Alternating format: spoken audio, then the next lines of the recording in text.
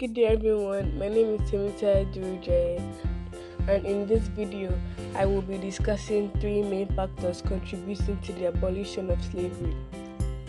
Firstly, what is slavery? Slavery is a system where people are bought and sold and forced to work. This cruel system lasted between 1619 and 1865, a sum of 246 years. The first factor contributing to the abolition of slavery is the economic factor. As time went on, there was a greater demand of items produced by slaves on plantations like cotton, tobacco, sugarcane, etc. Furthermore, the Industrial Revolution, which took hold in the 18th century, led to the rampant use of machines on plantations. These machines could produce the same materials faster and more efficiently than slaves. The use of these machines significantly reduced the need of human labor, which meant that a country that frequently bought slaves for work would have made more money buying machines. An example of an abolitionist who argued based on economic factors is James Ramsey. He was a surgeon on a slave ship.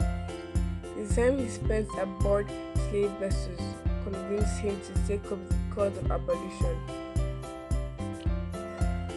He argued that there would be more money that could be made for all parties involved if the British traded for goods and products instead of people. The second factor contributing to the abolition of slavery is the religious factor. Anglicans preached and condemned slave trade as being opposed to the laws of God and humanity. They believed that the Bible taught that people should treat each other with kindness and love. They also believed that God created mankind as brothers and sisters, and that slavery broke the rules of the Ten Commandments. Catholic popes also protested against the trade and prohibited it. In 1774, many religious leaders served as an example when they liberated their slaves in England. An example of an abolitionist who argued based on religious factors is William Wilberforce. He began work as a member of Parliament in 1784. His main reasoning for pursuing the abolition of slave trade was his worldview as an evangelical Christian.